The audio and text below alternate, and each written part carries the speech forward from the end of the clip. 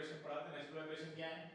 ठीक है, natural vibration क्या है कि जब किसी बॉडी, कोई बॉडी वैक्यूम में है, अगर उसको आप थोड़ा सा डिस्टर्ब करके छोड़ दीजिए तो फिर वो हर सेकंड में जितना वाइब्रेट कर रही है वो हर सेकंड उतना ही करेगी। लेकिन 10 बार अगर कोई बॉडी कर रही है तो 10 बार करती रहेगी, है ना। वो उसके नेचुरल वाइब्रेशन है, अगर कोई रेजिस्टिव फोर्स नहीं है। लेकिन एक फोर्स है जो यहाँ भी एग्जिस्ट करता है। कौन सा फोर्स है वो? कोई बताएगा? रीस्टोरिंग फोर्स, बिल्कुल सही। रीस्टोरिंग फोर्स समझना क्या है कि नेचुरल वाइब्रेशन में एम्पलीट्यूड और फ्रीक्वेंसी दोनों सेम रहते हैं, यानी वो चेंज नहीं होने जा रहे हैं आपके। एम्पलीट्यूड, फ्रीक्वेंसी, अगर 10 वाइब्रेशन हर सेकंड में हो रहे हैं तो 10 वाइब्रेशन ही करता रहेगा वो हर सेकंड में। और एम्पलीट्यूड अगर 5 मीटर का बन रहा है, एम्पलीट्यूड यानी एक्सट्रीम और मीन के बीच की डिस्टेंस अगर 5 मीटर है तो 5 मीटर ही रहेगी। बस इतना ही समझना था इसमें। आगे चलते हैं। ठीक है, फिर हमने ये देखा था स्प्रिंग वाला केस। उसके बाद कुछ एग्जांपल हमें देखने थे नेचुरल वाइब्रेशन के day to day daily life में। तो उसमें सबसे पहला था क्या? पेंडुलम। पेंडुलम के बारे में हमने एग्जांपल देखा। पेंडुलम में हमने क्या चीजें समझनी थी? फ्रीक्वेंसी जो है वो डायरेक्टली रूट जी से रिलेट करती है और इनवर्सली रूट एल से रिलेट करती है। ठीक है, यानी लेंथ आप चेंज करेंगे पेंडुलम की तो आपका जो वाइब्रेशंस हैं उन पे असर पड़ेगा, चेंज होंगे। और दूसरी चीज ये है कि ये जो बॉब होता है, ठीक है, ये बॉब का मास अफेक्ट नहीं डालता है वाइब्रेशंस पे। बात पता है? बॉब जो नीचे लगा होता है ना पेंडुलम में, बॉब के मास से कोई असर नहीं पड़ता है। वो कितना सॉलिड है, कितना उसका वेट है, उससे कोई फर्क नहीं पड़ता। बस ये दो चीजें ध्यान रखनी है, जी की वैल्यू और लेंथ। आगे चलते हैं। ठीक है, फिर हमने स्प्रिंग का देखा था। स्प्रिंग में ये क्या था? ये क्या था? के क्या है? स्प्रिंग कांस्टेंट है। मतलब ये कि कोई भी स्प्रिंग, स्प्रिंग तो बहुत तरह की होती है ना। पेन में भी स्प्रिंग लगती है, छोटी सी पतली सी। आपके सोफे में भी स्प्रिंग लगी होती है, काउच में, है ना। और आपकी बाइक में, कार में, हर जगह स्प्रिंग लगी होती है ना। शॉकर क्या है? स्प्रिंग ही तो है। लेकिन हर एक स्प्रिंग की स्ट्रेंथ अलग अलग है। बोलो, हर एक स्प्रिंग की स्ट्रेंथ अलग अलग है। तो किसी स्प्रिंग को जो खींचने में जो फोर्स लगता है, वो कोई भी स्प्रिंग को अगर आप खींच रहे हैं तो सपोज करिए एक पर्टिकुलर लेंथ खींचने के लिए कितना न्यूटन का फोर्स लगाना है, वो स्ट्रेंथ ये के बताता है। मान लीजिए अगर के की वैल्यू कहीं पे आपको दे रखी है, लिखा हुआ है 100 न्यूटन पर मीटर। क्या मतलब है इसका? 100 न्यूटन पर मीटर क्या मतलब है? तो 100 न्यूटन का फोर्स लगेगा 1 मीटर स्प्रिंग को। शाबाश, बिल्कुल।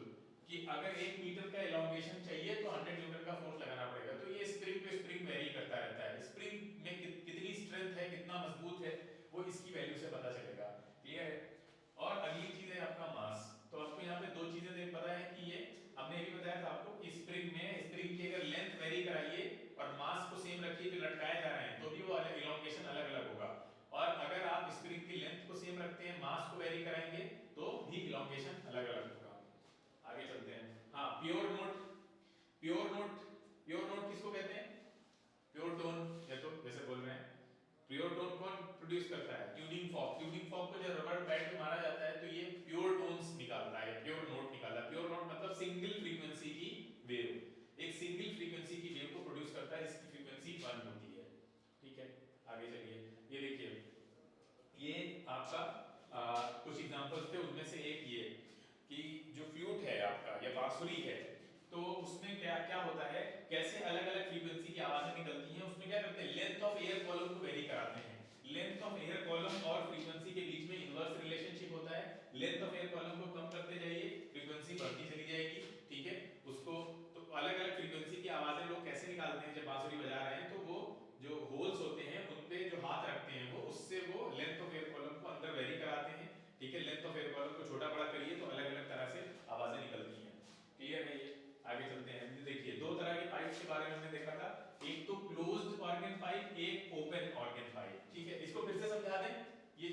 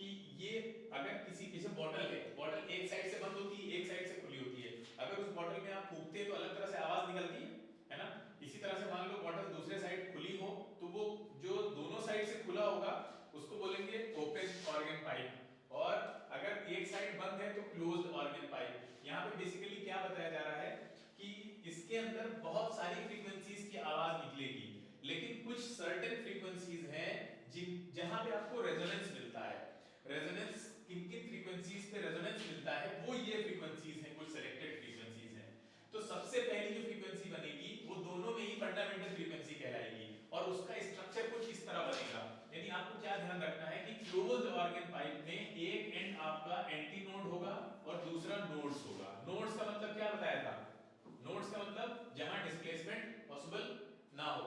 अरे भाई यहाँ क्लोज्ड एंड है ना, तो यहाँ का जो एयर पार्टिकल है वो कहाँ जाएगा, उसके पास जगह ही नहीं वाइब्रेट करने की है ना, वो डिस्प्लेस नहीं हो पाएगा, तो वो एंड नोड्स कहलाता है, नो डिस्प्लेसमेंट वाला एंड। अच्छा यहाँ मैक्सिमम डिस्प्लेसमेंट मिलेगा आपको क्योंकि ये तो खुला हुआ है, तो ये एंटी नोड्स कहलाता है।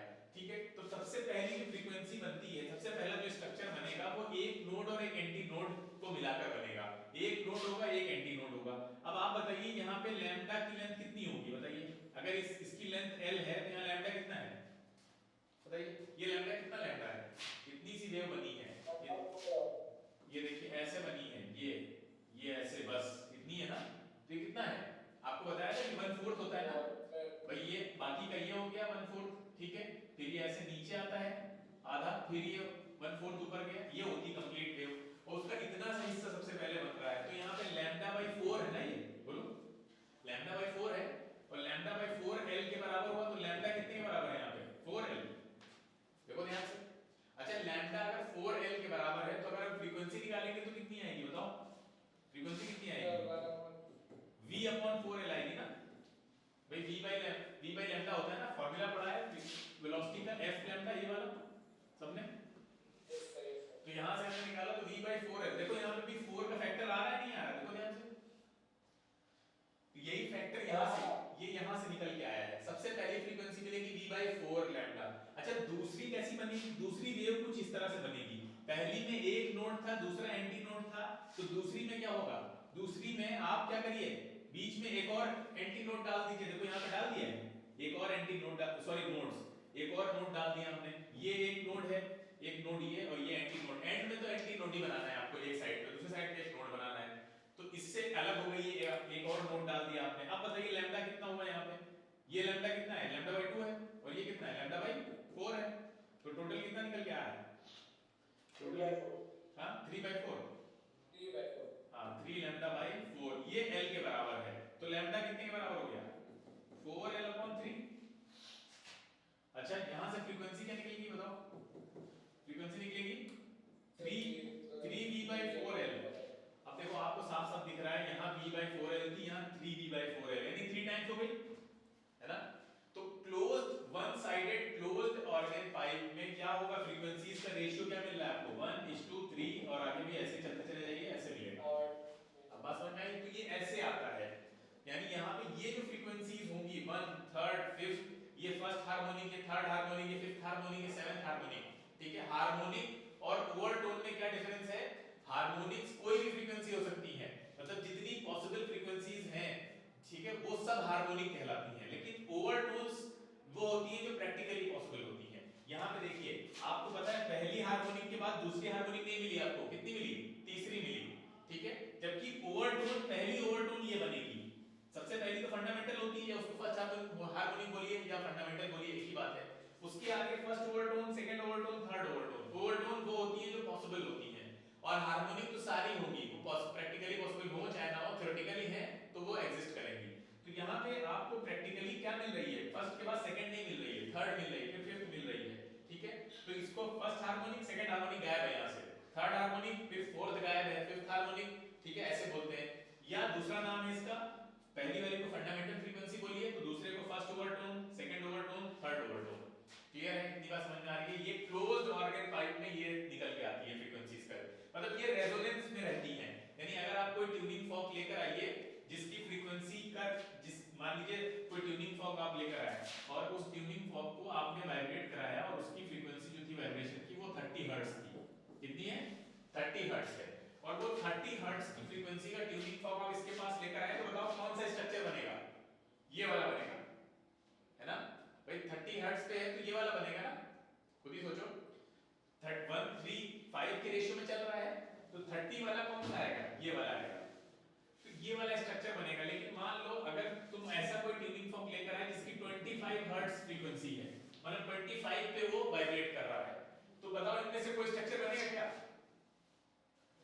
नहीं बनेगा, ठीक है भाई, अगर ये 10 पे बन रहा है, 30 पे, ये 50 पे, ये 70 पे, तो इनके बीच में चला गया ना ये, तो बोलो, तो इसको लेकर आओगे तो पगला जाएगा, इसको तो मिल ही नहीं रहा, यहाँ पे रेजोनेंस में है ही नहीं, किसी से मैच ही नहीं कर रहा है, तो अलग ही तरह का कोई वेवफॉर्म बनने वाला है जो इनमें से किसी में भी नहीं होगा, ठीक है, और एक और फायदा ये होता है कि अगर मैच कर गया, मान लीजिए 30 वाला आप लाए थे, 30 वाला आप लाइए इसके पास और ये वाइब्रेट कराइए, वाइब्रेट करा के आपको यहाँ रखने की जरूरत नहीं, आप हटा दीजिए उसको, तो ये वाइब्रेट करता रहेगा। यानी अगर वैक्यूम है, कोई रेजिस्टिव फोर्स नहीं है, तो ये रेजोनेंस में आ जाएगा और यहाँ वाइब्रेशन चलते जाएंगे, खत्म ही नहीं होगा। क्यों? क्योंकि दोनों की फ्रीक्वेंसी मैच कर गई। ठीक है, अगर वो 50 हर्ट्ज होता तब भी मैच कर जाती, क्योंकि 50 वाला भी मिल जाएगा आपको कहीं ना कहीं। इसका जो रेंज हमें मिल रही है 1357, इसमें 90 वाला मिल जाएगा, 70 वाला मिल जाएगा। क्लियर है? तो ये इसका फायदा होता है। अच्छा, इसी तरह से ओपन ऑर्गन पाइप जो है, ओपन ऑर्गन पाइप में दूसरी तरह से बनेगा।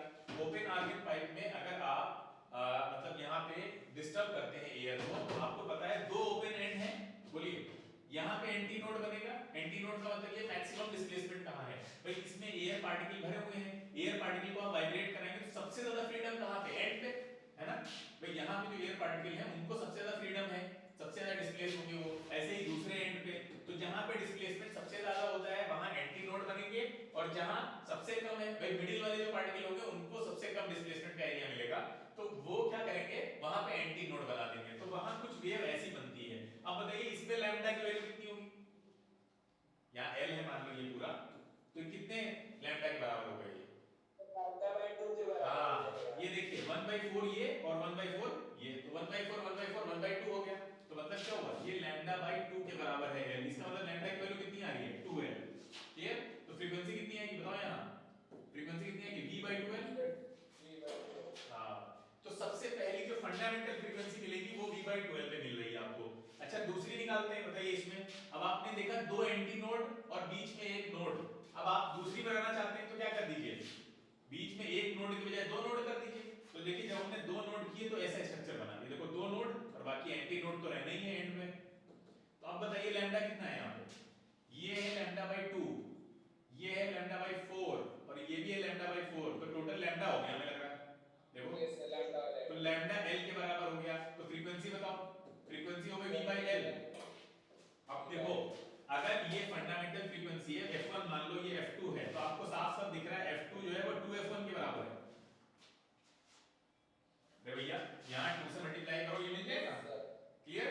अब यहाँ जो हमें रेशियो मिल रहा है वो 1:3:5 नहीं मिल रहा है, कैसा मिल रहा है, 1 इसका डबल, अब वो आगे वाले का डबल, तो 1 2 3 4 मतलब डायरेक्ट मिल रहा है। इसका ट्रिपल करेंगे तो थर्ड मिल जाएगी, ठीक है, 2 4 टाइम्स करेंगे तो ये सीधे 1 2 3 4 मिल रहा है। ठीक है, तो यहाँ first harmonic, second harmonic, third harmonic, या अगर आपको ओवरटोन के टर्म में बोलना है तो फर्स्ट फंडामेंटल हो जाएगी, ये फर्स्ट ओवरटोन, ये सेकंड ओवरटोन, ये थर्ड ओवरटोन। ठीक है, क्लियर है? ये सब्सिडियरी के नाम होता है, तो वो भी याद रख सकते हैं, ओवरटोन के साथ साथ सब्सिडियरी भी बोलते हैं। तो यहाँ पे अब आपको अलग तरह से मिल रही है, ठीक है, यहाँ बिल्कुल अलग तरह से मिल रही थी, यानी अलग अलग इंस्ट्रूमेंट चेंज होने से ये चीज चेंज हो सकती है। ओपन ऑर्गन पाइप में जो फ्रीक्वेंसीज का रेशियो होता है वो 1 2 3 4 होता है, ठीक है, जो पॉसिबल फ्रीक्वेंसीज हैं, और वन एंड क्लोज्ड में 1 3 5 7 होता है। कैसे होता है तो हमने पूरा आपको निकाल के भी समझा दिया, वैसे ही चैप्टर 11 में है अच्छे से, हार्मोनिक्स एंड ओवरटोन्स के नाम से पूरा आपके पास अच्छा खासा बड़ा टॉपिक है, वहां पढ़ाया जाएगा आपको कई सारे लेक्चर्स में। ये इन्होंने आईसीएसई बोर्ड वालों ने अपने आप को बहुत ज्यादा एडवांस दिखाने के चक्कर में ये चीजें बीच में डाल दी हैं, ठीक है, ये दिखाने के लिए कि देखो हमारा सिलेबस बहुत ज्यादा अच्छा है, एनसीईआरटी से बढ़िया है, एनसीईआरटी में चीजें लॉजिकली दी हुई हैं, इन्होंने तो एब्रप्टली कुछ भी कहीं डाल रखा है। ये चीज अभी बीच में लाने की कोई जरूरत नहीं थी, कोई हमें नहीं लगता कोई लॉजिकल सेंस बन रहा है। हाँ, बस ये फायदा है कि आपको इस बहाने कहीं ना कहीं 11th का काफी कुछ और मतलब मुझे बताने का मौका मिल गया कि ये ऐसा होता है, या स्टैंडिंग वेव्स, स्टेशनरी वेव्स, या ये हार्मोनिक ओवरटोन्स, थोड़ा सा आपका कहीं ना कहीं बेस बन गया, बस यही फायदा दिख रहा है। बाकी एग्जाम में यहाँ से वो अगर कुछ पूछेंगे तो बस यही चीज पूछ सकते हैं, 1 2 3 4, यानी ओपन एंड में क्या होता है और क्लोज्ड एंड में क्या होता है, वन एंड अगर क्लोज है, और इसके आगे भी आएगा स्ट्रिंग वाला, वो वाला केस भी देख लेंगे, वो तो हम लोग लास्ट टाइम भी देख चुके हैं स्ट्रिंग इंस्ट्रूमेंट्स में, ठीक है। तो आपको सबसे पहले पता होना चाहिए कि स्ट्रिंग में जो वेव बनती है वो किस तरह की होती है, लॉन्गिट्यूडनल या ट्रांसवर्स, बताओ। ट्रांसवर्स, हाँ, कोई भी रिजिड बॉडी से, रिजिड बॉडी की रिजिड सरफेस पे जो वेव बनती है वो ट्रांसवर्स होती है। सारी मैकेनिकल वेव है, मैकेनिकल वेव भी दो तरह की होती है, लॉन्गिट्यूडनल और ट्रांसवर्स। तो और एयर में कैसी बनती है, एयर में बनती है आपकी लॉन्गिट्यूडनल, ठीक है, एयर में लॉन्गिट्यूडनल बनती है ना, जो साउंड ट्रेवल करता है वो तो लॉन्गिट्यूडनल में ही ट्रेवल करता है एयर में। तो लॉन्गिट्यूडनल वेव की जो पहचान है वो क्या है, वहां क्रेस्ट और सॉरी वहां रेयरफैक्शन और कंप्रेशन बनते हैं, याद है, रेयरफैक्शन और कंप्रेशन बनते थे। अच्छा, ट्रांसवर्स वेव की पहचान क्या है, क्या बनेगा वहां पे, क्रेस्ट और ट्रफ बनेंगे, क्या बनेगा, क्रेस्ट और ट्रफ बनेंगे।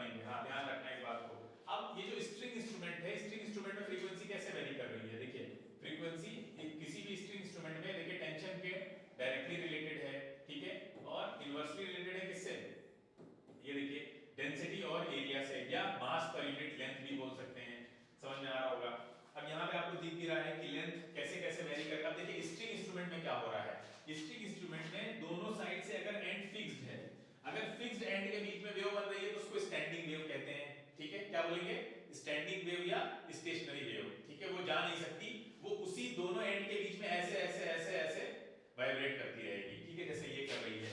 तो अब आप खुद सोचिए यहाँ पे हम कहाँ पे प्लग करें, यहाँ पे अगर हम मिडिल में प्लग करते हैं सबसे पहली वेव आपको ऐसी मिलेगी जिसको फंडामेंटल फ्रीक्वेंसी बोलते हैं, ठीक है। तो अब बताइए यहाँ पे लैम्डा कितना है, एल के बराबर है क्या, यहाँ लैम्डा बाई 2 एल के बराबर होगा, तो लैम्डा कितने के बराबर होगा 2 एल, ये एक ही वेव बन रही है ना, देखो ध्यान से, तो लैम्डा बाई 2 होगा, लैम्डा बाई 2 एल के बराबर है, लेंथ अगर एल है तो यहाँ पे भी आपको क्या मिलेगी फ्रीक्वेंसी, बताइए क्या मिलेगी, v अपॉन 2l, सबसे पहले ऊपर चलिए, अभी क्या था, दो एंड फिक्स थे तो ये क्या बन रहे थे यहाँ नोड, बोलो वे दोनों एंड में नोड बनेंगे, नोड डिस्प्लेसमेंट फिक्स एंड है, कहाँ जाएगा डिस्प्लेसमेंट होगा नहीं, सबसे ज्यादा डिस्प्लेसमेंट बीच में, तो ये एंटी नोड होगा, नोड एंटी नोड समझ में आ रहा है, बोलो नोड एंटी नोड तो क्लियर है, हाँ, तो यहाँ पे एंटी नोड बन रहा है। अब आपको दूसरे लेवल पे चलना है, तो दूसरे लेवल पे क्या करेंगे, बीच में एक एंटी नोड बन रहा था, आप दो कर दीजिए, तो ये देखो दो एंटी नोड बन रहे हैं, देखिए ये देखिए दो एंटी नोड, और किनारे पे तो नोड्स ही बनेंगे, वो तो फिक्स एंड है, और बीच में एक और नोड बन जाएगा आपका जब आप दो एंटी नोड बनाएंगे। तो आप बताइए लैम्डा किसके बराबर है यहाँ पे, ये तो पूरा पूरा लैम्डा एल के बराबर है, तो फ्रीक्वेंसी क्या हो जाएगी v अपॉन एल, क्लियर। अच्छा यहाँ पे भी आपको वही पैटर्न दिख रहा है, कौन सा 1:2:3 वाला, देखो ध्यान से भाई, ये इसका डबल है ना, देखो, और फिर ये आगे जाएंगे तो 3 टाइम्स मिल जाएगा आपको, आगे जाकर भी देख लीजिए, बना लीजिए यहाँ से, ये बताइए कितना है, ये है लैम्डा प्लस भाई ये लैम्डा बाई 2, ये लैम्डा बाई 2 और ये लैम्डा बाई 2, तो कितना है, 3/2, जल्दी बताओ, 3/2 लैम्डा, ये एल के बराबर है, तो लैम्डा की वैल्यू कितनी आ गई 2l/3, 3/3, हाँ, तो यहाँ से अगर हम फ्रीक्वेंसी निकालेंगे तो कितनी आएगी 3v/2, 3v/2l, देखो इसका 3 टाइम्स है पहले वाले का, पहले वाले का 3 टाइम्स है इसका, हाँ, तो इसका मतलब जो रेशियो हमें निकल के आ रहा है f1 ratio f2 ratio f3 वो आ रहा है 1:2:3, ठीक है। कहीं कहीं ऐसा भी लिखा होगा पहली फंडामेंटल फ्रीक्वेंसी को f0 भी लिख देते हैं, f0, ठीक है, फिर उसके बाद दूसरी को f1 लिखेंगे, फिर f2 फिर f3, ऐसे भी होता है, यानी इसको आप f0 f1 f2 ऐसे भी लिख सकते हैं। तो ये भी पहली फंडामेंटल होती है हर जगह, फंडामेंटल है, उसके बाद ओवरटोन से स्टार्ट होती है, या अगर आप हार्मोनिक बोलेंगे तो फिर स्टार्ट करिए पहले से ही, हार्मोनिक पहले से ही बोलेंगे, फर्स्ट सेकंड थर्ड ऐसे हार्मोनिक, ठीक है, क्लियर है, इतनी बात समझ में आ गई सबको, बोलो। yes sir, तो ये तो पढ़ हो गया, हार्मोनिक समझ में आ गया, ओवरटोन की सीरीज, ठीक है, ये देखिए ये स्ट्रिंग का दिया हुआ है कि पहली स्ट्रिंग की अगर 110 हर्ट्ज है तो उसके बाद जो बनेगी वो 220 वाली होगी, ये वो स्ट्रिंग की बात हो रही, सॉलिड स्ट्रिंग की बात हो रही है।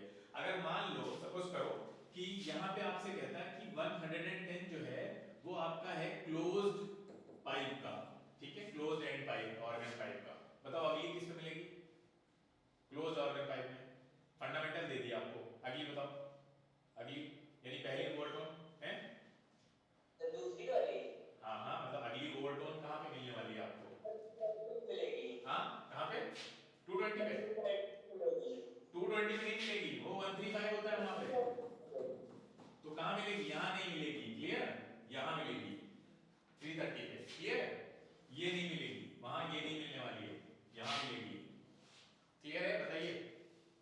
तो वो 135 में चल रहा है तो वहां मिलेगी वो, तो ध्यान रखना रेशियो इसलिए इंपॉर्टेंट है कि आपको काफी कुछ आइडिया हो जाता है रेशियो से। तो ये देखिए, ये तो हमने देख लिया फंडामेंटल, फिर जो है ये नोट्स आपने चेंज करके पीछे हमने देख लिया था, overtone, first overtone, second overtone. अब आते हैं डैम्प्ड वाइब्रेशन पे। डैम्प्ड वाइब्रेशन क्या है, जब जो वाइब्रेशन डाई आउट कर जाएंगे रेजिस्टिव फोर्स की वजह से, अभी तक रेजिस्टिव फोर्स नहीं था नेचुरल वाइब्रेशन में, लेकिन अब जो अगर आप अर्थ पे हैं या ऐसी जगह पे हैं जहां पे एयर फ्रिक्शन की तरह एयर काम कर रही है या और फैक्टर्स हैं, तो वहां पे वाइब्रेशन धीरे धीरे उनके एम्पलीट्यूड कम होते जा रहे हैं, इसलिए एम्पलीट्यूड कम होता जा रहा है, धीरे धीरे इसकी इंटेंसिटी बिल्कुल खत्म हो जाएगी। तो ऐसे जो रेजिस्टिव फोर्स की प्रेजेंस में जब एम्पलीट्यूड डिक्रीज होता रहता है वाइब्रेशंस का, तो उनको बोलते हैं डैम्प्ड वाइब्रेशन, ठीक है। और डैम्प्ड वाइब्रेशन में जो रेजिस्टिव फोर्स है वो पूछेगा किस पे डिपेंड करता है, उसको स्टॉप करना है अगर ऑब्जेक्ट को मूव करने वाले, तो उसकी वेलोसिटी के डायरेक्टली प्रोपोर्शनल होगा, वेलोसिटी, हाँ, तो वेलोसिटी के डायरेक्टली प्रोपोर्शनल होगा, क्लियर है। आगे चलते हैं, इनके बीच का डिफरेंस बहुत आसान, नेचुरल वाइब्रेशन एम्पलीट्यूड कांस्टेंट रहेगा, यहाँ एम्पलीट्यूड धीरे धीरे क्या हो जाता है, डिक्रीज करता है, वाइब्रेशन सीज आउट कर देंगे, क्यों, क्योंकि यहाँ पे एनर्जी का लॉस हो रहा होता है, ठीक है, फिर क्या एक्सटर्नल एनर्जी का लॉस इसलिए हो रहा है, देखो सब कनेक्टेड है कैसे, इसको सबको कनेक्ट करके पढ़ लो। एम्पलीट्यूड कांस्टेंट बने रहते हैं क्योंकि एनर्जी का लॉस नहीं होता है, एनर्जी का लॉस इसलिए नहीं होता है क्योंकि कोई एक्सटर्नल फोर्स नहीं काम कर रहा होता है, क्लियर है, बोलिए। और जो फ्रीक्वेंसी है वो प्योरली डिपेंड करती है साइज ऑफ द बॉडी पे, ठीक है, अलग अलग साइज की बॉडी अलग अलग तरह से नेचुरली वाइब्रेट करेंगी वैक्यूम में। अच्छा यहाँ आ जाइए, डैम्प्ड वाइब्रेशन में एम्पलीट्यूड धीरे धीरे ग्रेजुअली डिक्रीज कर जाता है, रीजन एनर्जी का लॉस हो जाता है, क्यों हो जाता है, इसलिए हो जाता है क्योंकि रेजिस्टिव फोर्स भी काम कर रहे होते हैं apart from restoring force, clear. और फ्रीक्वेंसी ऑफ वाइब्रेशन यहाँ पे नेचुरल फ्रीक्वेंसी से कम ही होगा। पहले के 3 पॉइंट तो बिल्कुल रिलेटेबल है, ऐसे ऐसे डायरेक्ट पढ़ जाइए, ये होता है, ये इसका कॉज दिया हुआ है, उसके पीछे का कॉज ये दे रखा है, ठीक है, यहाँ पे भी वही है, क्लियर है, समझ में आ रहा है, आगे चले। देखिए फोर्स वाइब्रेशन, फोर्स वाइब्रेशन में क्या है, फोर्स वाइब्रेशन में ये है, जैसे देखिए ये है, ये आप अकेले झूला झूल रहे थे यहाँ पे, ठीक है, अकेले झूला झूल रहे थे मस्ती से, और आप मान लीजिए अब एयर क्या हुई, एयर रेजिस्टिव फोर्स तो लगाती ही है, तो आपने मान लीजिए एक बार तेजी से अपने आप को झूला झुलाया और अब आप वापस से वो फोर्स हटा लिया और झूल रहे हैं, तो क्या आप झूलते रहेंगे, रुक जाएंगे धीरे धीरे, है ना, रुक जाएंगे सर। हाँ, तो धीरे धीरे रुक जाएंगे। लेकिन मान लो पीछे से कोई खड़ा हो गया आके, ठीक है, पीछे से कोई खड़ा हो गया आके, और वो जो एयर की वजह से जो लॉस हो रहा था, यानी आप जो रुकने वाले थे उसको इसने कॉम्पनसेट कर दिया अपनी तरफ से, देखो फोर्स लगा है यहाँ पे, देखो भाई वो जैसे पीछे आ रहा है, और वो पीछे आने के बाद फिर यहाँ से जो एयर की वजह से रेजिस्टेंस क्रिएट हुआ था, वो ये एक्सटर्नल फोर्स ने आके कॉम्पनसेट करना शुरू कर दिया, तो इसको बोलते हैं फोर्स्ड वाइब्रेशन। फोर्स वाइब्रेशन में बेसिकली क्या होता है, इसको समझना चाहिए कि फोर्स वाइब्रेशन में मान लीजिए आप पहले ये देखिए ये झूला झूल रहे थे, पहले मान लीजिए जब आप झूला झूल रहे थे तो आपकी जो फ्रीक्वेंसी थी वो मान लीजिए 10 राउंड्स पर सेकंड थी, ठीक है, 10 पर सेकंड थी, यानी 10 एक सेकंड में आप 10 बार ऐसे ऐसे मीन पोजीशन के अराउंड चक्कर लगा रहे थे। अब जो फोर्स लगाने वाला आदमी है ये आया और इसने जो फोर्स लगाना आपके ऊपर शुरू किया, तो इसकी जो फ्रीक्वेंसी थी फोर्स लगाने की वो मान लीजिए 8 पर सेकंड थी, ठीक है।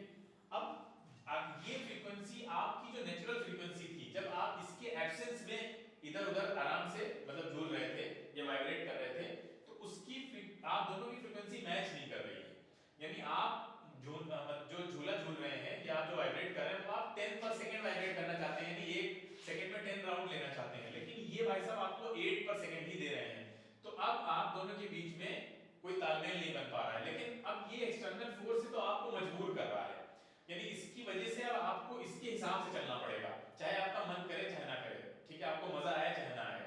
तो अब आप क्या करेंगे, अब आप मजबूर हैं तो आप 8 पर सेकंड राउंड ले रहे हैं, लेकिन ये जो आपका गुस्सा है, आपकी नाराजगी, ये कहां दिखाएंगे, बताएगा कोई, कहां दिखाएंगे आप, ये आप कहां दिखाएंगे, कहीं तो दिखाएंगे क्या, देखिए कहां दिखाएंगे, आप यहां पे देखिए, ये सबसे पहले जब वाइब्रेट कर रहा था तो ये जो दिख रहा है आपको ये क्या है, बोलो, ये जो मैंने रेड से एम्पलीट्यूड, बिल्कुल सही। अब देखो पहले एम्पलीट्यूड ज्यादा थे या नहीं थे, बोलो भाई, पहले देखो ये, हाँ पहले एम्पलीट्यूड कितना ज्यादा था, मान लो पहले 5 मीटर आपका डिस्प्लेसमेंट हो रहा था, अब आपके एम्पलीट्यूड देखो कितने कम हो गए, है ना। तो ये जो गुस्सा है ये वेव कहां दिखाती है, ये एम्पलीट्यूड कम कर देगी, वो फोर्स वाइब्रेशन से मजबूर तो है, चलो भाई फ्रीक्वेंसी मैच नहीं कर रही, फिर भी तुमको फोर्स वाइब्रेशन की फ्रीक्वेंसी लेनी पड़ेगी, यानी आपकी नेचुरल फ्रीक्वेंसी कुछ और है, लेकिन यहाँ फोर्स आपको फोर्स कर रहा है कि आप उसकी फ्रीक्वेंसी के हिसाब से काम करें, मन करे चाहे ना करे, तो आप अपनी नाराजगी यहाँ दिखाएंगे कि आप फिर कहेंगे ठीक है मैं एम्पलीट्यूड कम कर देता हूं, तो एम्पलीट्यूड छोटे छोटे होने लगेंगे फिर। तो फोर्स वाइब्रेशन में अगर फ्रीक्वेंसी फोर्स वाइब्रेशन की बॉडी की नेचुरल फ्रीक्वेंसी से मैच कर जाती है तब तो ठीक है, अगर नहीं करती है, पहला केस एक बनता है कि नहीं करी, अगर तो नहीं करी तो फिर क्या हो जाएगा, एम्पलीट्यूड कम हो जाएंगे, वाइब्रेशन तो होगा लेकिन कम एम्पलीट्यूड के साथ होगा, उतने नहीं जितने नेचुरल में हो रहे थे, ठीक है, पहला केस। अच्छा दूसरा केस ऐसा भी हो सकता है कि सपोज करो ऐसा बंदा आ गया जिससे मैच कर गई, है ना, मान लीजिए वो भी 10 का है, अब ये मैच करने में जरूरी नहीं 8 पर सेकंड, मान लो कोई 12 पर सेकंड वाला आ गया, तो वो भी अगर मैच नहीं कर रही है तो उससे फर्क ये नहीं पड़ता कि वो ज्यादा फ्रीक्वेंसी से लगा रहा है फोर्स या कम से लगा रहा है, ज्यादा वाली भी आपके लिए बेकार है, कम वाली भी बेकार है, आप दोनों में राजी नहीं होंगे, यानी अगर वो आपकी नेचुरल फ्रीक्वेंसी से मैच नहीं कर रहा है तो ज्यादा हो चाहे कम हो, अल्टीमेटली आपके जो एम्पलीट्यूड का मैग्नीट्यूड है वो क्या हो जाएगा, कम हो जाएगा, छोटे एम्पलीट्यूड ही होंगे, भले ही रेजिस्टिव फोर्स आपके 10 गुना ज्यादा फ्रीक्वेंसी से फोर्स लगा रहा हो, ठीक है, कोई फर्क नहीं पड़ेगा, आपके एम्पलीट्यूड छोटे ही होंगे। लेकिन अगर मैच कर गई, मान लीजिए कभी ऐसा हुआ कि कोई ऐसा रेजिस्टिव फोर्स मिला जो सॉरी रेजिस्टिव फोर्स बता रहे हैं, जो फोर्स आपको कर रहा है मूव करने के लिए, उसकी जो फ्रीक्वेंसी थी आपकी नेचुरल फ्रीक्वेंसी दोनों की मैच कर गई। वो भी 10 पर सेकंड से आपको फोर्स लगा रहा है और आप भी उतने से मूव करना चाहते थे। तो ऐसे केसेस में आप खुश हो जाएंगे, ठीक है, खुश हो जाएंगे तो खुशी खुशी और दूर, मतलब आप चाहेंगे कि आपका एम्पलीट्यूड और ज्यादा बढ़ जाए। तो फिर ऐसे केसेस में क्या होता है कि जब फोर्स्ड वाइब्रेशन की फ्रीक्वेंसी बॉडी की नेचुरल फ्रीक्वेंसी से मैच कर जाती है, तो जो एम्पलीट्यूड होते हैं वो बहुत बड़े बड़े बनते हैं, यानी फिर पहले से भी ज्यादा बड़े बनेंगे। यानी जो आप बगैर फोर्स के एब्सेंस में जब आप झूल रहे थे, जब वाइब्रेट कर रहे थे, जितना आप दूर तक जा रहे थे, जितना आप एम्पलीट्यूड बना रहे थे पहले, अब उससे ज्यादा बनेगा, क्योंकि यहाँ पे अब इंटरफेरेंस होने लगता है, वो भी कंस्ट्रक्टिव इंटरफेरेंस होने लगता है। तो कंस्ट्रक्टिव इंटरफेरेंस क्या करता है, एम्पलीट्यूड जो होते हैं रिजल्टेंट वेव के, वो काफी बड़े बड़े बनते हैं। तो क्या देखा हमने यहाँ पे, दो केसेस देखे। फोर्स्ड वाइब्रेशन में अगर फोर्स्ड वाइब्रेशन की फ्रीक्वेंसी बॉडी की नेचुरल फ्रीक्वेंसी से मैच नहीं करी तो क्या होगा, एम्पलीट्यूड बहुत छोटे बनेंगे, वाइब्रेट तो करेगा लेकिन एम्पलीट्यूड छोटे हो जाएंगे। दूसरा केस हो सकता है अगर मैच कर गई तो बल्ले बल्ले हो गई, समझ लो फिर तो, है ना, फिर तो वो खूब जबरदस्त तरीके से, मतलब पूरी खुशी में पूरी जान लगा के झूलेगा, ठीक है, मतलब दूर दूर तक जाएगा। मल्टीपल पे भी बढ़ती थी ना सर? हैं, क्या करती थी? सर नेचुरल फ्रीक्वेंसी के मल्टीपल पे भी एम्पलीट्यूड बढ़ा ही होता है ना सर? हाँ, मतलब क्या होता है, बड़ा नहीं समझे, नहीं क्वेश्चन तुम्हारा। नहीं सर, सर तुमने ये भी लिखा है कि सर अगर वो नेचुरल फ्रीक्वेंसी है, जो फ्रीक्वेंसी उसका मल्टीपल होने पे भी बढ़ा होगा एम्पलीट्यूड। अच्छा, ठीक है, ये दोनों केसेस समझ में आए। तो अब देखिए फोर्स वाइब्रेशन के एग्जांपल देख लेते हैं। जैसे आप माइक वाले एग्जांपल ले लीजिए, बड़ा आसान है। जैसे हम खुद ही यहाँ पे जो बोल रहे हैं, वो हम इस बात की परवाह नहीं कर रहे हैं, अरे माइक तो दूर ही रखा था, सुनाई दे रहा था, माइक वहां रखा हुआ था, मुझे ध्यान, अभी मैंने यहाँ पे देखा तब मुझे ध्यान आया कि माइक भी कहाँ गया। क्योंकि हम भी इतने टाइम जो कर रहे हैं, मतलब अभी जो हम बोल रहे हैं, तो वो भी तो फोर्स्ड वाइब्रेशन है ना, माइक के लिए भी तो, बोलो भाई, फोर्स्ड वाइब्रेशन। हम इस बात की परवाह थोड़ी ना कर रहे हैं कि इनकी नेचुरल फ्रीक्वेंसी कितनी है, फिर हम ऐसा बोलें कि वो उससे मैच कर जाए, इसकी परवाह हमें नहीं है। तो ये फोर्स्ड वाइब्रेशन है, तो बेचारा माइक भी हमारी, जितने से हम फोर्स लगा रहे हैं, आवाज़ जितना चिल्ला रहे हैं हम, उसी आवाज़ पे वाइब्रेट करने के लिए मजबूर है। तो ये एक एग्जाम्पल है आपका फोर्स्ड वाइब्रेशन का, ठीक है। तो फोर्स्ड वाइब्रेशन 3 फैक्टर्स पे डिपेंड करते हैं, रिस्टोरिंग फोर्स, फ्रिक्शनल फोर्स और एक्सटर्नल पीरियोडिक फोर्स। ये 3 फैक्टर्स पे डिपेंड करते हैं, इसको ध्यान रखना है अच्छे से, ठीक है। अब ये देखिए, ये सब फोर्स्ड वाइब्रेशन के एग्जांपल आपको दिए हुए हैं। देखिए अब यहाँ पे देखिए फोर्स्ड वाइब्रेशन लग रहा है बॉडी पे, जो अब ये एम्पलीट्यूड बढ़ने का जो दिखाया जा रहा है आपको, ये किस केस में होगा, रेजोनेंस के केस में होगा, बहुत बड़े बड़े एम्पलीट्यूड दिखेंगे आपको, ठीक है। तो ये सब फोर्स्ड वाइब्रेशन के एग्जाम्पल हैं आपको। देखिए यहाँ पे देखिए धीरे धीरे धीरे धीरे बढ़ रहा है, ठीक है, कहीं पे कम भी हो जाएगा। आगे चलते हैं, तो डिफरेंस क्या है नेचुरल वाइब्रेशन और फोर्स्ड वाइब्रेशन में, बता दिया आपको। नेचुरल वाइब्रेशन किसी एक्सटर्नल फोर्स के एब्सेंस में होंगे, फोर्स्ड वाइब्रेशन में एक्सटर्नल फोर्स प्रेजेंट होगा। फ्रीक्वेंसी वाइब्रेशन की शेप एंड साइज पे डिपेंड करती है नेचुरल के केस में, फोर्स्ड में फ्रीक्वेंसी वाइब्रेशन की अप्लाइड फोर्स की फ्रीक्वेंसी पे डिपेंड करती है। वो मजबूर हो जाता है, फिर वो जितने से फोर्स लग रहा है उतने पे ही वाइब्रेट करेगा, फिर वो अपनी फ्रीक्वेंसी भूल जाता है, नेचुरल वाली जो है वो कर नहीं सकता उससे। फिर नेचुरल में क्या होता है, फ्रीक्वेंसी ऑफ वाइब्रेशन कांस्टेंट रहती है, क्योंकि कोई भी रोकने वाला ही नहीं है। यहाँ पे क्या है, फ्रीक्वेंसी ऑफ वाइब्रेशन बदलती रहती है अगर आप अप्लाइड फोर्स की फ्रीक्वेंसी बदल दें। यानी अभी आप मान लीजिए, जैसे भी हमने पीछे दिखाया था ना, इंक्रीजिंग डिक्रीजिंग, ये देखो अब यहाँ पे इंक्रीजिंग है, इसका मतलब क्या है, या फ्रीक्वेंसी कहीं ना कहीं आप बढ़ा घटा रहे होंगे, फ्रीक्वेंसी चेंज कर रहे होंगे अप्लाइड फोर्स की। तो अप्लाइड फोर्स की फ्रीक्वेंसी पे डिपेंड करते हैं फोर्स्ड वाइब्रेशन में बॉडी की फ्रीक्वेंसी। यहाँ पे एम्पलीट्यूड कांस्टेंट रहता है, यहाँ पे एम्पलीट्यूड डिपेंड करेगा अप्लाइड फोर्स के फ्रीक्वेंसी पे, ठीक है। चलिए भाई कुछ क्वेश्चन करते हैं, बताइए जल्दी जल्दी, हाँ टाइम बहुत कम बचा है हमारे पास। सबको समझ में आ रहा है? हाँ चैप्टर सबको समझ में आया है? सुहानी, श्रेया, वायुन, क्लियर है? चलिए इसका आंसर करिए। क्वेश्चन कह रहा है a wire stretched between two fixed support is plugged exactly in the middle and then released. It executes, ठीक है, क्या एग्जीक्यूट करेगा ये? देखो क्या करेगा, ये देखिए, ये जो लिखा हुआ है इसको ध्यान से समझो, neglect the resistance of the medium, इसका मतलब वैक्यूम में रखा है, तो बहुत आसान हो गया। हाँ ठीक है, नेक्स्ट ये बताओ, when a body vibrates under a periodic force the vibrations of the body, हाँ हाँ पीरियोडिक फोर्स लग रहा है तब तो फोर्स वाइब्रेशन हो गए। तीसरा जल्दी बताओ। The frequency of vibration of a stretched string can be increased by, decreasing the length of the string. हाँ Both AND sir, both AND. Frequency of vibration, तो increasing the tension, decreasing the length of the string, increasing the length of the string, Decreasing the length है sir, A का not sure. ठीक है both A and B, ठीक है। Tension पे भी तो डिपेंड करता है, टेंशन के डायरेक्टली रिलेटेड होता है। The damped vibrations are with, बताइए हैं, ठीक है। Next, when a body vibrates with its natural frequency the force acting on the body, zero. Natural frequency से अगर कोई बॉडी वाइब्रेट कर रही है तो जो फोर्स उस पर लग रहा है भाई जीरो तो तब होगा जब वैक्यूम में वाइब्रेट कर रही होगी। नेचुरल फ्रीक्वेंसी से तो स्टार्टिंग में वाइब्रेट करती भी है, तो अगर मान लो नेचुरल से कर रही है तो रेजोनेंस हुआ होगा ना, अरे भैया रेजोनेंस हो सकता है, पॉसिबल है। तो फिर अगर उस पर फोर्स लग रहा होगा तो फिर उन दोनों की फ्रीक्वेंसी मैच कर चुकी होगी, इसका मतलब है तो वो प्रोपोर्शनल हो जाएगा उसके डिस्प्लेसमेंट के। डिस्प्लेसमेंट मतलब यहाँ पे किसकी बात हो रही है, हाँ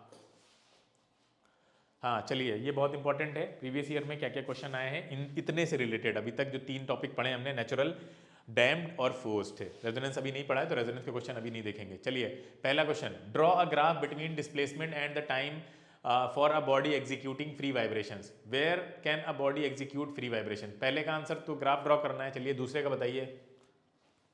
पहला आसान है, बना चुके हैं पीछे, दूसरे का क्या है, where can a body, vacuum, ठीक है। तो ये देखिए दोनों के आंसर, ये ग्राफ है आपका। ग्राफ में वैक्यूम का अगर आपको बनाना है तो ध्यान रखना है ये बराबर होने चाहिए, मतलब सेम एम्पलीट्यूड बराबर होना चाहिए। नेक्स्ट, व्हेन अब, अरे कहाँ चले गए, हाँ, state 2 ways by which the frequency of transverse vibrations of a stretched string can be increased। ये सब प्रीवियस ईयर में आया हुआ क्वेश्चन है।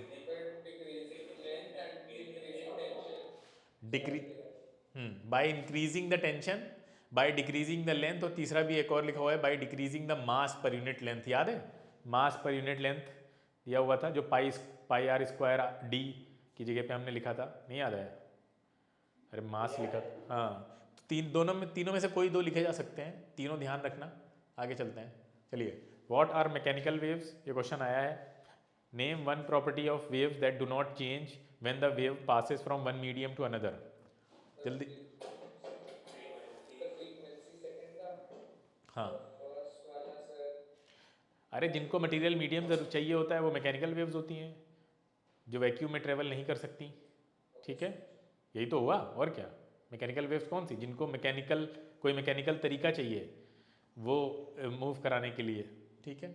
तो waves that travel in the medium through the vibrations of medium particles about their mean positions, ठीक है, जिसमें मीन पोजीशंस में मीडियम पार्टिकल्स क्या करते हैं, टू एंड फ्रो मोशन करेंगे, वो आपकी मैकेनिकल वेव्स हैं, ठीक है। वो मोशंस कंप्रेशंस और रेयरफैक्शन बनाती है या तो क्रेस्ट और ट्रफ बनाती हैं, और ये तो फ्रीक्वेंसी वाला था, आसान है। Next, a bucket kept under a running tap is getting filled with water. A person sitting at a distance is able to get an idea when the bucket is about to be filled. देखो यहाँ पे भी कितना simple था concept, कौन सा लगता है बताओ, अरे एयर कॉलम वाला ही तो लगेगा भाई। यहाँ से ये टैप आपका है, ठीक है, यहाँ से पानी गिर रहा है, ठीक है, ये पानी है। अब आप देखिए ये जब ये भर रही है तो एयर कॉलम धीरे धीरे कम हो रहा है ना, बोलो। पहले मान लो ये एयर कॉलम था, थोड़ी देर बाद और ज़्यादा भर गई, फिर ये इतना बचा, फिर ये इतना बचा, तो देखो धीरे धीरे एयर कॉलम अगर कम हो रहा है तो फ्रीक्वेंसी बढ़ेगी। अरे लेंथ ऑफ एयर कॉलम कम होगा तो फ्रीक्वेंसी बढ़ेगी, क्लियर है। तो आप जैसे जैसे बकेट ऊपर जाएगा, पानी भरती जाएगी, तो हाई पिच आवाज़ सुनाई देगी ना आपको, ज़्यादा फ्रीक्वेंसी वाली, क्लियर है। तो जो आवाज़ में चेंज होता है, कभी लोग उससे नहीं पता चल जाता है हमें सुन के ही खाली बाल्टी भर गई है पूरी, ऐसा होता है, बाल्टी या कुछ भी और, तो वो ऐसे ही तो, क्योंकि फ्रीक्वेंसी बदल रही है, क्योंकि length of air column change हो रही है। इसका उल्टा भी हो सकता है, कोई भरा हुआ रखा हुआ और उसमें धीरे धीरे नीचे से मान लीजिए अगर पानी निकलने लग जाए तो फिर वहाँ से भी यही चीज़ लागू होती है, वहाँ पे भी और आपके में रेजोनेंस में के एग्जांपल में हम बताएंगे आपको, आपकी बुक में दे भी रखा है।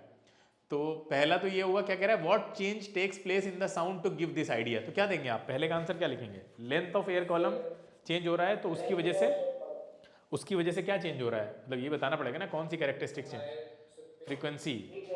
हाँ, दूसरे का क्या होगा, what causes the change in the sound, वो यहीं पे पिच, मतलब फ्रीक्वेंसी की वजह से फ्रीक्वेंसी चेंज हो जाती है ना। देखिए ध्यान से, the frequency of the sound appears to be increased as the length of air column of the bucket filled with water, वो डिक्रीज करती रहती है। और दूसरा क्या है, the change in the sound is caused because air column is decreased in filling the water bucket. आसान है, समझ गए, कर लेंगे, आगे चलिए। Name one factor which affects the frequency of sound emitted due to vibrations in an air column. क्या होगा, फ्रीक्वेंसी ऑफ साउंड को क्या कौन करता है, आसान है, लेंथ ऑफ एयर कॉलम, बार बार बात हो रही है उसी की, ठीक है। हाँ, अरे इसका वही गायब हो गया क्वेश्चन ही, नहीं इसी का डिटेल्ड आंसर लिखा हुआ है क्या, नहीं नहीं क्वेश्चन गायब, अच्छा अब आया। हाँ बताओ, explain why musical instruments like guitar are provided with a hollow box. हाँ, हॉलो बॉक्स जो दिया होता है जिसको साउंड बॉक्स बोलते हैं, है ना। साउंड बॉक्स क्यों दिया होता है, साउंड बॉक्स के अंदर एयर भरी होती है बहुत सारी, ठीक है। तो साउंड बॉक्स के अंदर जो एयर भरी होती है उसकी वजह से ही जो आप स्ट्रिंग को जब वाइब्रेट कराते हैं तो फिर उसमें अगर आप साउंड बॉक्स नहीं होगा तो फिर वो एयर जो जो वाइब्रेशन है उनको कैरी कौन करके आगे ले जाएगा, क्लियर है। तो वो वही एयर बॉक्स के अंदर जो एयर भरी होती है वही आगे कैरी करके ले जाती है। तो अगर वो नहीं होगा ना तो आपको बहुत वीक साउंड सुनाई देगा, ठीक है। तो इसलिए उसको रखा जाता है उसके अंदर। तो लिखा हुआ है string set into vibrations produced forced vibration in the large volume of air filled in the hollow box and this loud sound of the frequency matching with the frequency of the vibrating string is produced, यानी resonance होता है इसके अंदर, ठीक है। Basically loud sound कब सुनाई देगा, जब एम्पलीट्यूड क्या हो, अरे बड़े होना, एम्पलीट्यूड डायरेक्टली रिलेटेड है लाउडनेस से, याद है, एम्पलीट्यूड लाउडनेस से बल्कि स्क्वायर से रिलेटेड होता है वो। तो वो एम्पलीट्यूड अगर किसी साउंड का बड़ा है तो बहुत लाउड सुनाई देगी आपको, और लाउड एम्पलीट्यूड तभी बढ़ेगा जब क्या हो जाएगा, दो साउंड्स के बीच में फ्रीक्वेंसी मैच करें यानी रेजोनेंस हो जाए। तो वो स्ट्रिंग्स को इस तरह से, मतलब साउंड बॉक्स को इस तरह बनाया जाता है, पूरा अरेंजमेंट इस तरह किया जाता है कि जब आप स्ट्रिंग्स को प्लग करेंगे, ठीक है, तो वो ऐसी फ्रीक्वेंसी की साउंड निकलेगा जो वो रेजोनेंस क्रिएट करेगा ही करेगा, अदरवाइज वो मतलब साउंड बहुत वीक जनरेट होगा, पहुंचेगा ही नहीं। आगे चलते हैं। स्टेट, बल्कि अब जो लोग गिटार बजाना सीख रहे हैं उसमें से उसका पार्ट ही एक तरह से ये हो गया कि वो चीज़ भी सीखनी होती है, कैसे आपको कहाँ कहाँ प्लकिंग करनी है। State two ways by which the frequency of transverse vibrations of a stretch string can be decreased. बताओ जल्दी से भाई, हैं कैसे,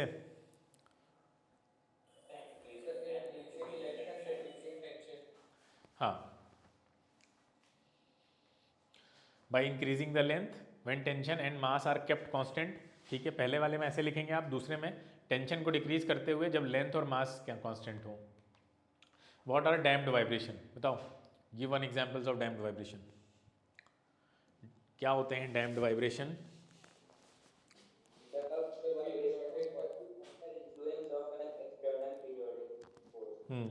ठीक है। और इसका एग्जांपल आप गिटार वाला दे सकते हैं, हाँ। Next, draw a displacement distance graph for two waves A and B such that amplitude of wave A is 3 times that of wave B. Amplitude 3 times है, दोनों के लिए बनाना है। Give one example of forced vibration. Forced vibration का कोई example,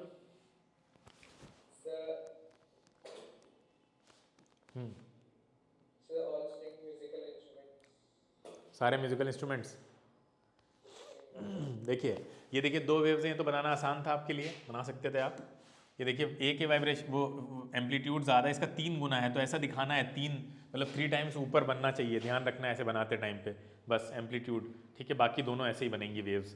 फिर बोल रहा है इसमें बताना था आपको फोर्स्ड वाइब्रेशन का एग्जाम्पल, तो वो साउंड बॉक्स वाला दे दीजिए, ठीक है, सितार का जब उसको वाइब्रेट कराया जाता है स्ट्रिंग को उसकी। आगे चलते हैं। A wire of length 80 cm has a frequency of 256 Hz. Calculate the length of a similar wire under similar tension which will have frequency 10 24 बताओ निकाल के। बहुत आसान है ना, इसका फॉर्मूला तो पता है, कर लेंगे। एक करके बताइए जल्दी से। वायर की लेंथ दी है, फ्रीक्वेंसी दी है, length of a similar wire, तो फ्रीक्वेंसी और लेंथ के बीच में क्या रिलेशन होता है, जल्दी से रिलेशन बना लो। हैं, हाँ इन्वर्स रिलेशन होता है। तो इन्वर्स रिलेशन का मतलब क्या है, अगर आप ऊपर एक की फ्रीक्वेंसी ऊपर रख रहे हैं तो फिर यहाँ पे सामने क्या रखेंगे, नीचे क्या निकालना है हमको, फ्रीक्वेंसी दे रखी है तो दूसरे के नीचे रख देते हैं। तो ये आपका आ जाएगा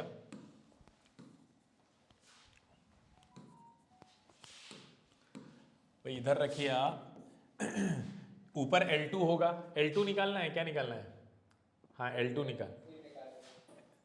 निकालना है। तो L1 कितना है 80, ये देखिए कितना आ रहा है, देखिए निकाल के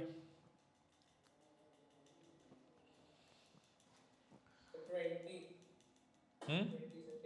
ये तो 4 टाइम्स होता है हमें लग रहा है, पूरा पूरा देखो है ना, ये 4 टाइम्स होता है, 4 6 24, ये आ जाएगा और ये आ जाएगा 20, तो L2 आ जाएगा 20। क्लियर, L2 आ गया 20।